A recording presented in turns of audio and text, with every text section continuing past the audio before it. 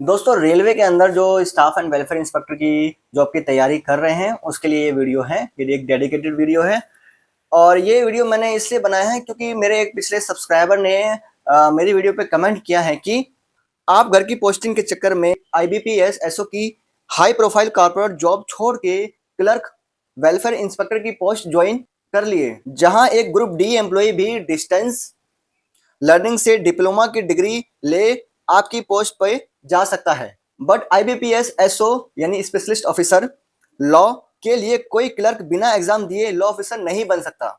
वैसे रेलवे में group D employee बड़ी इजीली डिपार्टमेंट एग्जाम देकर लेवल 7 तक जा सकता है। यहाँ एनएलयू यानी national law university, BHU Banaras Hindi university, Delhi की एलएलबी डिग्री की जरूरत नहीं है, डिस्टेंस लर्निंग काफ़ी होती है।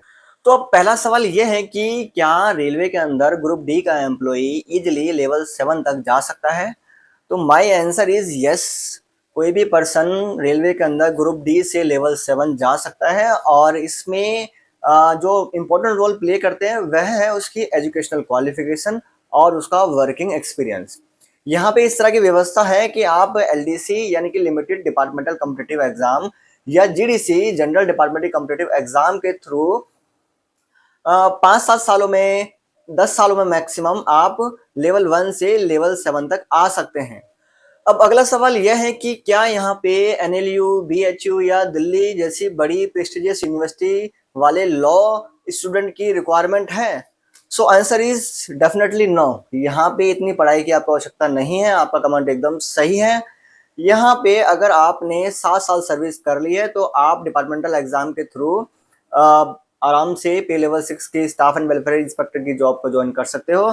और अगर आपने डिप्लोमा किया हुआ है लेबर लॉ में या ह्यूमन रिसोर्स मैनेजमेंट में, वो भी आप 3 साल के बाद में एग्जाम में अपेयर होके आराम से स्टाफ एंड वेलफेयर इंस्पेक्टर बन सकते हैं।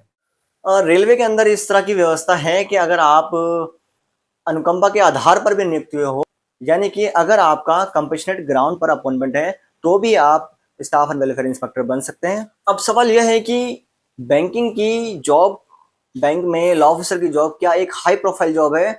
और क्या जो इस तरह के स्टूडेंट हैं जो एनएलयू से पढ़े हुए हैं या दिल्ली यूनिवर्सिटी या बनारस हिंदू जैसी यूनिवर्सिटी से पढ़े हुए हैं, उन्हें आईबीपीएस लॉ ऑफिसर की जॉब को प्रेफरेंस देना चाहिए या रेलवे के अंदर वेलफेयर इंस्पेक्टर बनना चाहिए?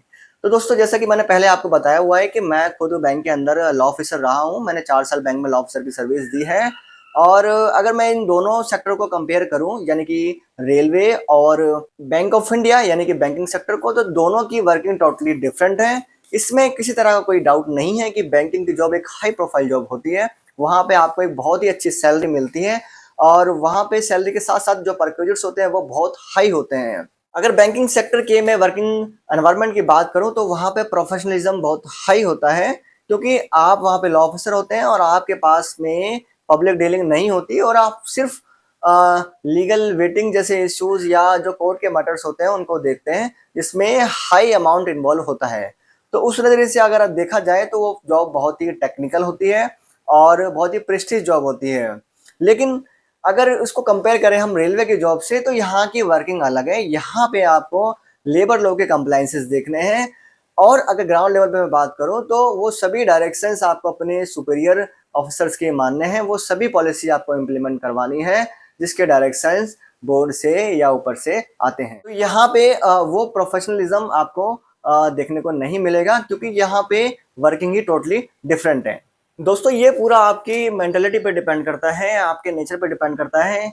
यानी कि अगर आपका रुझान कॉर्पोरेट की तरफ है तो आप बैंकिंग सेक्टर ज्वाइन कर सकते हैं, और अगर आप सोशल वेलफेयर देखना चाहते हैं, आपको ग्राउंड लेवल पे देखना है कि आम लोग कैसे काम करते हैं, उनका कैसे भला हो सकता है, तो आप रेलवे को ज्वाइन कर सकते हैं। इसके साथ साथ आपको अपने प्रमोशन एवेन्यूज और पोस्टिंग का भी ध्यान रखना चाहिए। इन फैक्टर्स को भी कंसिडर करना चाहिए। बैंकिंग के अंदर आपको 3-4 साल 5 साल में ट्रांसफर को फेस करना ही पड़ेगा, यानी आपका एक जगह से दूसरी जगह ट्रांसफर होगा।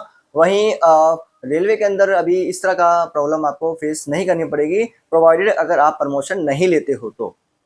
एक दूसरा एस्पेक्ट ये भी है कि जहाँ तक प्रमोशन की बात है, तो बैंकिंग के अंदर आप लॉ ऑफिसर स्केल 1 से स्केल 4 तो इजीली पा लेते हो, लेकिन उसके बाद में वहाँ स्टैग्नेशन आ जाता है, क्योंकि ऊपर की हायरार्की में सीट्स नहीं होती है। यानी कि चीफ मैनेजर लॉ के बाद में आपको एजीएम या डीजीएम बनने में डिफिकल्टी फेस करनी पड़ सकती है।